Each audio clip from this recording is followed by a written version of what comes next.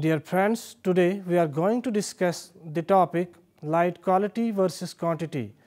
The main objective of the topic are brief introduction about light and electromagnetic spectrum, to explain different aspects of plants growth in response to light quality, to understand the concept of photosynthetic active radiations, to study in detail photomorphogenesis in response to light quality, to give a brief account of photoreceptors responsible for different photomorphogenetic responses with respect to light quality, to introduce briefly the concept of light quantity and a detailed account of different aspects of plant growth and development in response to light quantity. Before going into details of the topic, let me give you a brief introduction about the topic. Light is an electromagnetic radiation emitted and absorbed in tiny packets called photons and exhibit both wave and particle nature.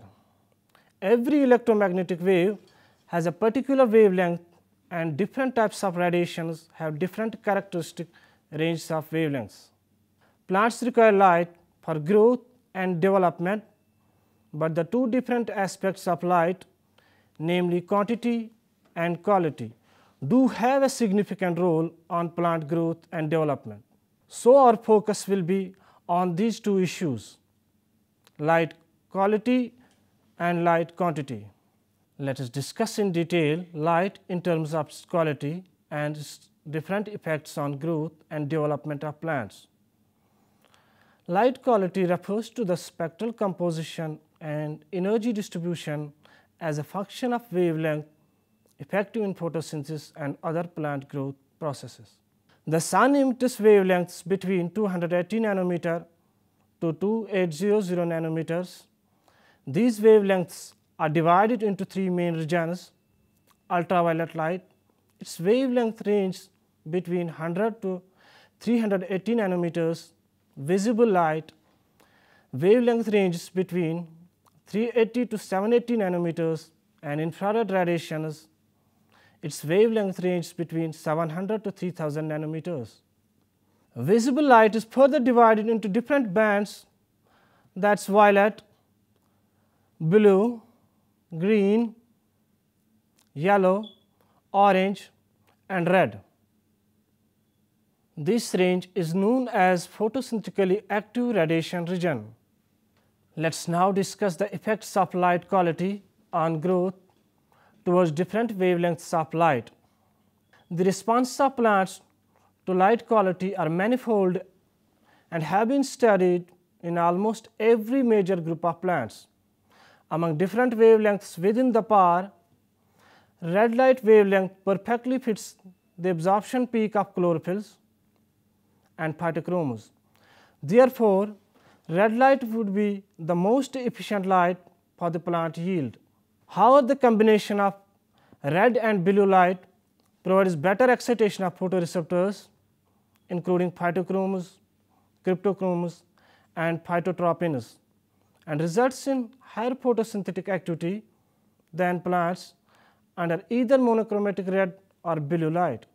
Blue light increases the ratio of chlorophyll A, B and improves the activities of main photosynthetic enzymes, namely ribulose 1,5-bisphosphate carboxylase and phosphoenol pyruvate carboxylase.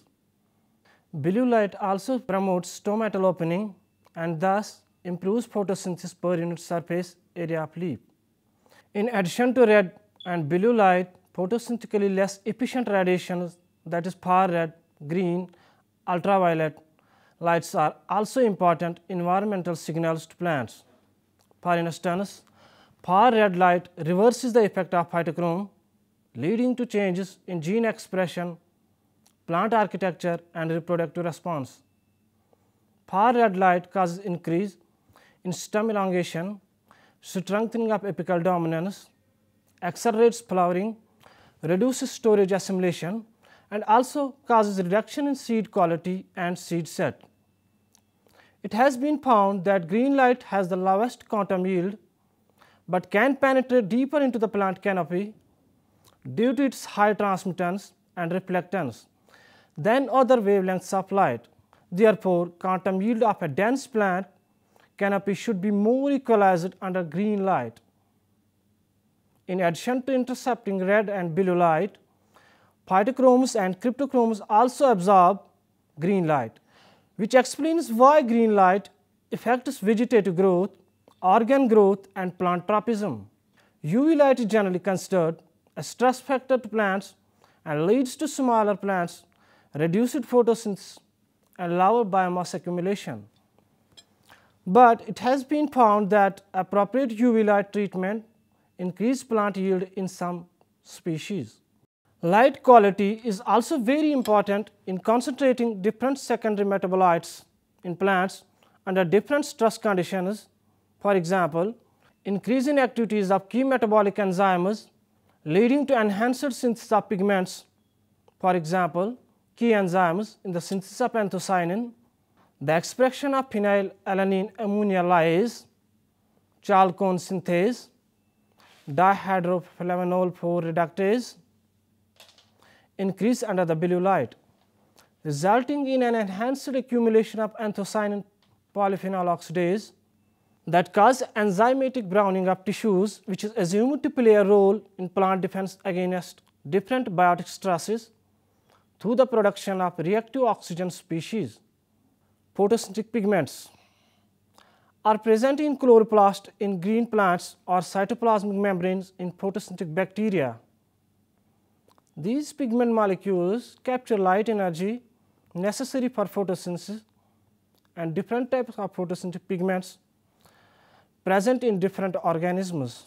For example, chlorophyll A is a blue-green pigment, chlorophyll B is a yellow-green pigment, chlorophyll C is a brown-colored pigment, chlorophyll D is a red-colored pigment, carotene is an orange pigment, and xanthophyll is a yellow pigment. Now, let us discuss different photoreceptors. Among them, first is phytochrome. Phytochrome is a photoreceptor that absorbs both in red and far red spectrum of light.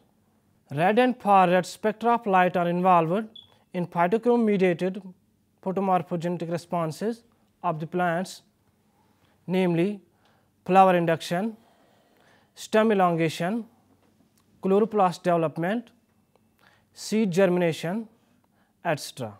Phytochrome pigment is found to be present in two photoreversible forms, red light absorbing PR form and far red light absorbing PFR form. The PR form absorbs red light and is converted to PFR form, which is an active form, while as PFR form absorbs in the far red spectrum and is converted back to inactive PR form. This phenomenon is termed as photoreversibility.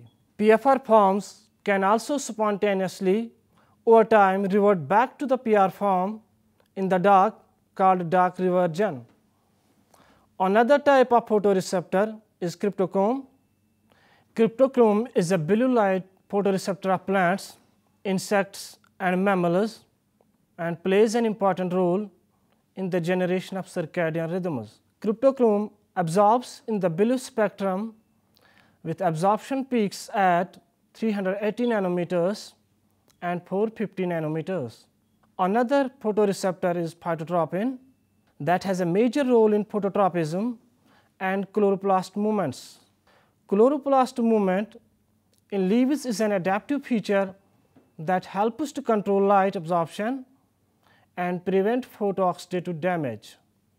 Now, let us discuss absorption spectra of different pigments.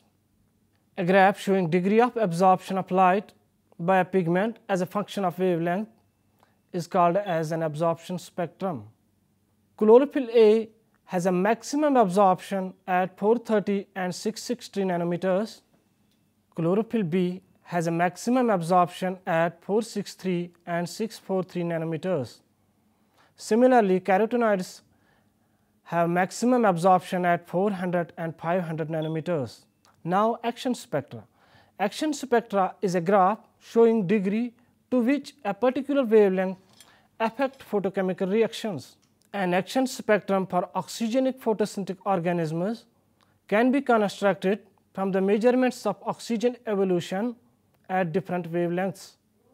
Now we will discuss in detail few responses of plants to quality of light. Quality of light acts as an important signal to initiate and regulate different photomorphogenetic responses in plants.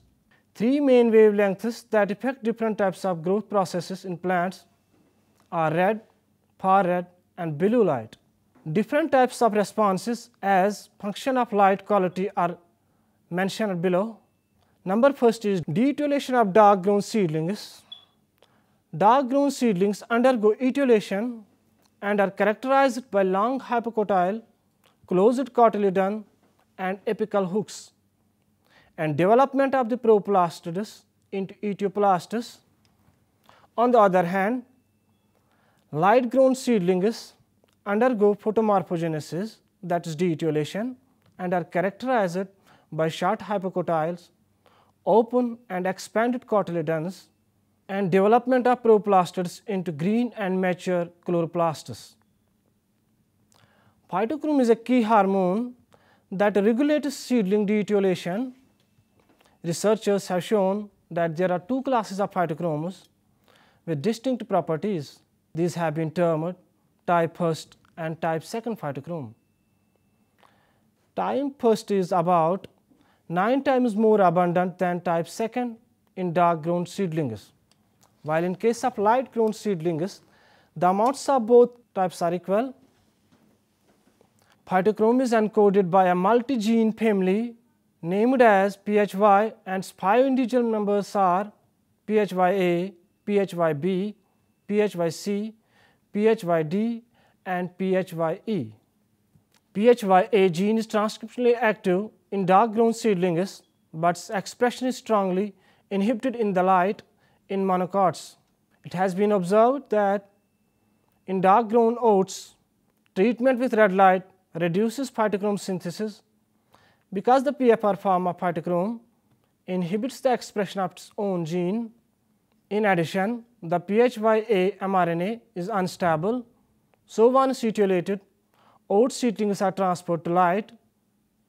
PHYA mRNA rapidly disappears, but the inhibitory effect of light on PHYA transcription is less dramatic in dicots. Therefore, oats and other monocots rapidly lose most of their type 1st phytochrome, that is PHYA, in the light as a result of a combination of factors, that is inhibition of transcription, mRNA degradation, and proteolysis. Second photomorphogenetic response is circadian rhythms. Phytochrome also interacts with circadian rhythms at the level of gene expression. We have LHCb gene family responsible for circadian rhythms. The expression of genes in the LHCb family encoding the light harvesting chlorophyll AB binding proteins of photosystem II is regulated at the transcription level by both circadian rhythms and phytochrome. In leaves of pea and wheat, the levels of LHCb mRNA has been found to oscillate during daily light dark cycles, rising in the morning and falling in the evening. Since the rhythm persists even in continued darkness, it appears to be a circadian rhythm, but phytochrome can perturb this cyclical pattern of expression. When wheat plants are transferred from a cycle of 12 hours light and 12 hours dark to continuous darkness, the rhythm persists for a while, but it slowly damps out. However, if the plants are given a pulse of red light before they are transferred to continuous darkness, no such dampening occurs. That is, the level of LHCb mRNA continue to oscillate as they do during the light dark cycles. In contrast, a far red flash at the end of day prevents the expression of LHCb in continuous darkness, and the effect of far red is thus reversed by red light. Third photomorphogenetic response is nycticity. The sleeping movements of leaves is referred to as nycticity. It is a well described example of plant circadian rhythm that is regulated by light In Nycnaste, leaves or leaflets extend horizontally, that is, they open to face the light during the day, and fold together vertically, that is, they close at night. Nycnastic leaf movements are exhibited by many legumes such as Mimosa, Albizia, as well as members of Oxalis family. The change in leaf or leaflet angle is caused by rhythmic turgor changes in the cells of pulvinus, a specialized structure at the base of petiole. Once initiated, the rhythm of opening and closing persists even in constant darkness, both in whole plants and in isolated leaflets. The phase of the rhythm, however, can be shifted to various exogenous signals, including red or blue light. Fourth response is chloroplast movement. Light-induced changes in the cellular distribution or orientation of chloroplasts have been observed in nearly all green plants, including algae, mosses, ferns, and angiosperms. Under the low light conditions, chloroplasts accumulate along the cell walls that are perpendicular to the incident light. Under high light conditions, they accumulate along the walls that are parallel to the incident light. These are the regions of the plant leaf cells where internal luminescence rates of the light are the highest and lowest respectively. And it is believed that light-induced chloroplast movements serves as an adaptive function. In algae, moss, and fern, both red and blue light can cause chloroplast movement. In terrestrial angiosperms, chloroplast movements have been shown to be blue light specific, but the red far red Phytochrome photoreceptors appears to play a role in modulating this response. Let us now discuss light in terms of its quantity. Light quantity refers to the total amount of light that a plant receives or degree of brightness that a plant is exposed to. In contrast to light quality, the description of light quantity does not consider wavelength or color. Few terms regarding light quantity are given below. Pulvinus, it is the number of photons impinging on a unit surface area of leaf. Its units are moles per square meter. Another term is irradiance. Irradiance is defined as pulvinus rate, that is pulvinus per unit time. Its units are moles per meter square per second. Now we will discuss in detail light quantity responses. Few responses of light quantity are very low pulvinus response, low pulvinus response, high irradiance response. Now we will define very low pulvinus response. Very low pulvinuses can be initiated by pulvinuses below 1 micromole meter square. These are of reversible nature. Low pulvinus responses are initiated by pulvinuses of 1 micromole per meter square and are saturated at 1000 micromole per meter square. Photoreversibility responses of phytochromes are examples of low pulvinus responses. These are irreversible in nature. High irradiance response requires prolonged exposure to light of relatively high photon flux, that's more than 1000 micromole per meter square. The high irradiance response does not show red and far red photoreversibility. Now we will study in detail phototropism. Photoperiodism is the ability of the plants to detect relative lengths of light and dark periods for an event to occur at a particular time of the year. Based on the nature of response, plants have been classified into following broad categories. Short day plants. These are the plants that flower only in short days. Number second is long day plants. These are the plants that flower only in long days. The essential distinction between long day and short day plants is the flowering in long day plants is promoted when the day length exceeds a certain duration, called the critical day length, in a 24-hour cycle. Whereas promotion of flowering in short day plants requires a day length that's less than the critical day length. In photoperiodic responses, it is the length of dark period that determines the response. For example, in short day plants, if dark period is interrupted by a brief flash of light, the response is reversed, that is flowering is inhibited. While as night break of a long day plant under short day conditions promotes flowering. Finally, we have day neutral plants. These are the plants that flower regardless of the length of the light period to which they are exposed. For example, tomato, rice and corn. This was all about today's lecture. Hope you have understood. Thanks.